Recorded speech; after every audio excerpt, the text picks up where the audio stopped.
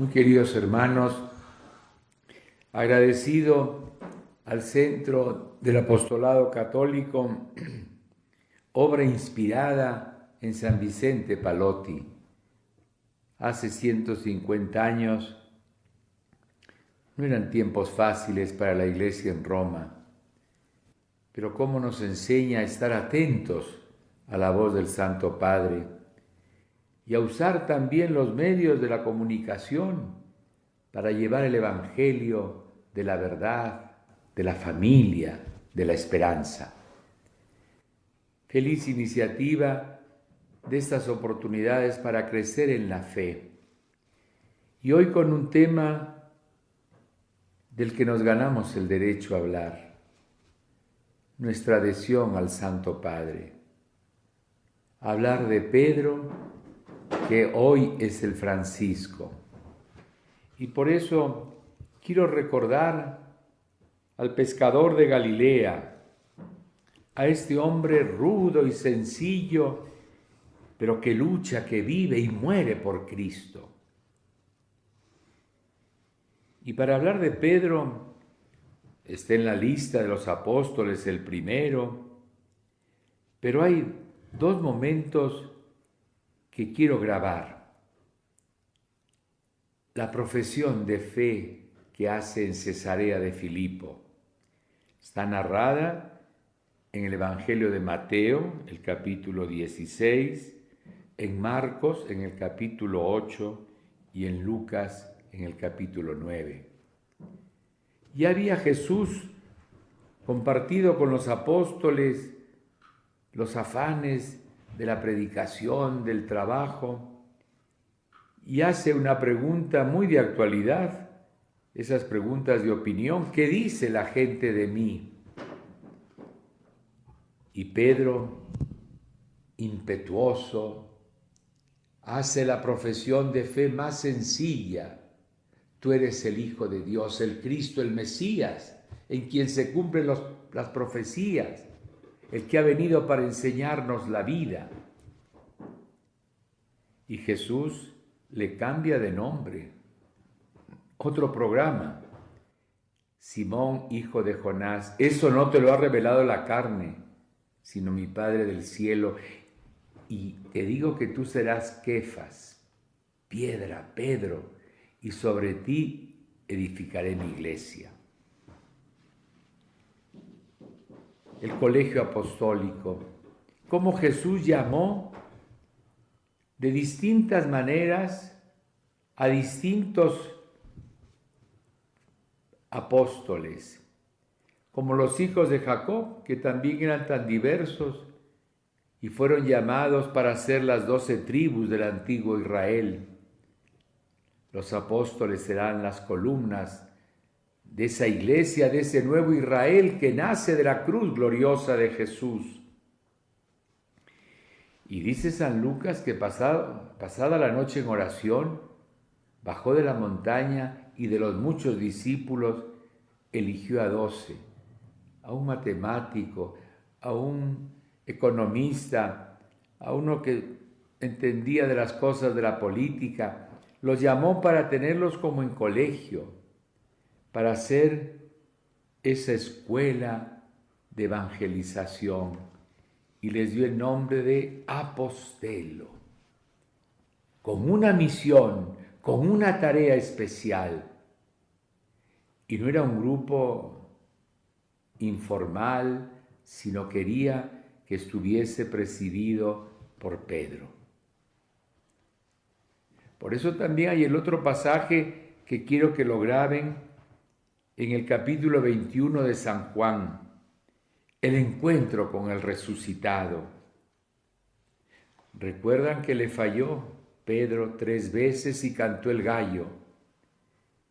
Lloró su fracaso, le ha fallado al amigo, y Jesús resucitado sale al encuentro en esa pesca maravillosa, esas redes que acogieron 153 peces grandes, número conocido de las naciones del universo de entonces, 153. para que sean pastores, para que lleven en sus redes a los hermanos hacia Cristo en todos los lugares del mundo. Y así como le falló 3 veces, le hizo 3 veces el escrutinio del amor. Y es que el amar es la condición primera para todo pastor. Simón, hijo de Jonás, ¿me amas? Y le contesta Jesús: Pedro, tú sabes que te quiero. Vuelve a insistirle: ¿me amas? Y la respuesta le hace una rebajita: te quiero. Y Jesús, que conoce la fragilidad humana, que quiere comprender y seguir confiando en el hombre, le dice por 3ª vez: ¿me quieres? Pedro, entristecido, le contesta: tú sabes que te quiero. Apacienta mis corderos, apacienta mis ovejas. Esa es la tarea de Pedro, ser el vínculo de la unión en la iglesia, ser el que nos confirma en la fe. En la fiesta de Pedro también miramos a Pablo, ese enemigo encarnizado de los cristianos, que se vanagloriaba, estuvo en la muerte del primer mártir, San Esteban, y tenía el permiso del tribunal de Jerusalén para terminar con esos adeptos al Nazareno que había en Damasco. Y en ese camino se encuentra con el Señor, a quien persigue. Y aquel fariseo que entendía las tradiciones de Israel se convierte, cambia su vida, siente el llamado de Dios y será el gran testigo, el gran comunicador en el mundo de los gentiles. Primero fundando comunidades, encargándoselas a obispos, Timoteo, Tito. Por eso en la iglesia está el Papa y los obispos, que tenemos que cuidar, que tenemos que llevar adelante esa evangelización que nos ha puesto en nuestras manos, pero sobre todo con el Espíritu de Jesús. Por caminos distintos llegaron a Roma, que era el centro del mundo, en la economía, en la cultura, y ahí proclamaron a Jesús con su vida. Pedro en la colina vaticana, en la cruz, Pablo en el camino, en la vía ostiense, bajo la espada, rubricaron su vida para que Cristo sea amado por todos. Y desde ese primer Pedro han pasado 266 sucesores.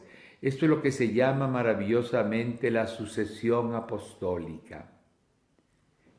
Ese itinerario en la iglesia, escrita la historia como la tuya y la mía, con luces y sombras, pero bajo ese hilo conductor del Santo Padre, del pastor de la Iglesia Universal.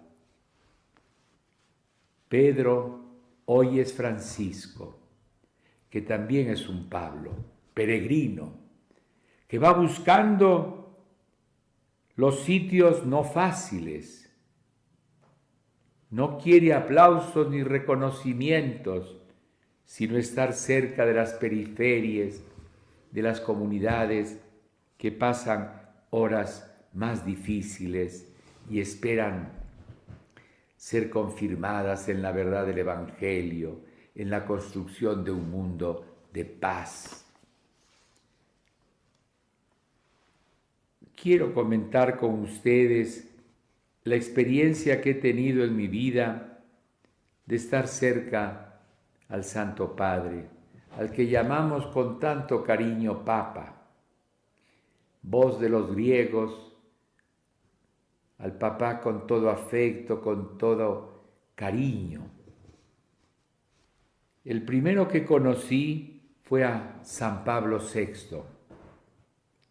Eran los días del sínodo de la evangelización y uno de los presidentes del sínodo, el cardenal Juan Landázuri, y el relator de esa reunión, el arzobispo Karol Wojtyła.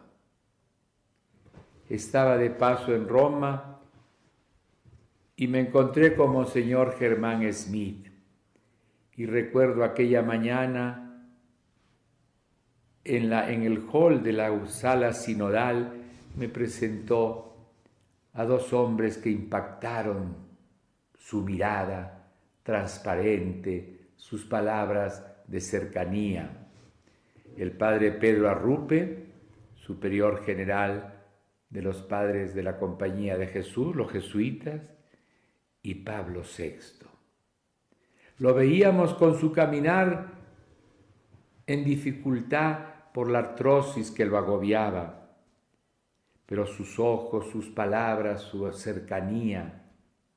Y fruto de esa reunión fue la exhortación Evangelii Nunciandi, sobre la evangelización a todos los pueblos, tan recurrida por todos.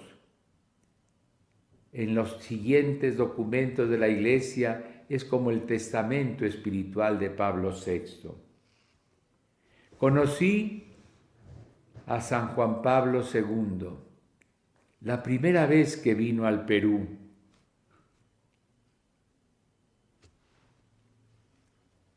El que era encargado de las tareas del altar era el padre Vicente Guerrero, pero la salud le jugó un mal paso y tuve que asumir la responsabilidad, pero ya todo estaba preparado. ¿Y cómo me impactó los momentos de oración? Se preparaba buscando a Dios en la plegaria, antes de las grandes intervenciones. ¿Cómo valoraba la artesanía, ese arte que sabemos presentar en el Perú en distintas formas? Y cómo no hacía distingos, a todos con cariño, su bendición, se daba tiempo para escuchar, para bendecir a niños y ancianos. Los obispos tenemos una tarea cada 5 años: asistir a Roma para la reunión que se llama Visita ad limina apostolorum, al umbral de la puerta de los apóstoles, para encontrarnos con el Santo Padre. Y cada uno tenía su estilo, cada uno es con sus aptitudes, con sus características. Juan Pablo II nos invitaba a celebrar por grupos la Santa Misa en su capilla privada, nos invitaba al almuerzo y nos daba 10 minutos para dialogar con él.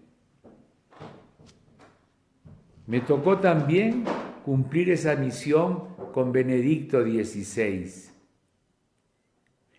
Él se daba tiempo para la escucha, para la audiencia. No nos invitaba a almorzar, no teníamos la Eucaristía con él, pero cómo nos escuchaba y cómo nos preguntaba. A mí, ¿hasta cuántos kilómetros cuadrados tiene el Perú? Felizmente me acordé de 1.200.000 y pasé la prueba. Ni miraba el reloj y las selvas, sino los que viven allí, que muchas veces pasan sufrimiento y abandono. Esto me hacía recordar a San Pío X, que hace 100 años fue el único que levantó la voz por los nativos que estaban abandonados, marginados en nuestras selvas por el oro negro del caucho. Qué buena información tendría de los misioneros de Iquitos para recordarnos que lo fundamental son las personas. También durante su visita nos recordó una actitud que es tan dañina, la chismografía. Y puso un ejemplo muy de nuestros Andes. El chisme es peor que una bomba que pone un terrorista en Ayacucho. Como con el chisme denigramos a los hermanos, viene la intriga, la mentira y nos vamos acostumbrando a esas tinieblas del error. El Papa nos invita a ser comunicadores de esperanza, a ofrecer el perdón, a preocuparnos unos por otros, a no buscar la intriga, sino la comunión, la vida fraterna. Nos recordó el valor de las zonas amazónicas, el gran sentido de nuestra comunidad, buscar la común unión y no olvidarnos de la plegaria. Por eso en estos días también nos está recordando el ejemplo de la oración de Jacob, de Moisés, de David. Tenemos que hablar con Dios, tenemos que responderle a su llamada. Esto es lo maravilloso, saber que Él es nuestro Padre y que nosotros podemos participar en su amistad y que nosotros podemos crecer fuertes en el seguimiento a Jesús. Hemos querido renovar nuestro cariño y nuestra amistad al Pedro de hoy, el Papa Francisco, comprometiéndonos a nuestra oración por él, para que el Señor lo cuide en su salud, para que, lleno del Espíritu de Cristo, sea el Pedro que nos confirme en la fe, que nos anime en la esperanza, que es el Padre de toda la familia de la Iglesia. Orar por él, atender a sus enseñanzas, su magisterio. Es la voz de Pedro, que así como en Antioquía y en Roma unió a los primeros cristianos, hoy nos sigue también invitando a todos los hombres de buena voluntad para hacer un mundo en concordia, en paz. Y también no olvidemos nuestra ayuda al Santo Padre. El óbolo de San Pedro, esa limosna que recogemos este año será el primer domingo de octubre, el día de San Francisco, el 4 de octubre. Nuestra limosna, fruto de nuestro trabajo, de nuestras penitencias, ponemos en manos del Santo Padre, porque Él también se impone muchas tareas en favor de los más pobres, de los más necesitados del mundo. Este es nuestro homenaje al Pedro de hoy, 266 papas. Él nos entiende en nuestro hablar del castellano, sabe de las ilusiones de los pueblos de América y por eso le agradecemos su cercanía, su cariño. Le pedimos siempre que nos bendiga y nos ayude para perseverar en este camino de unidad, de esperanza. Que viva el Papa Francisco.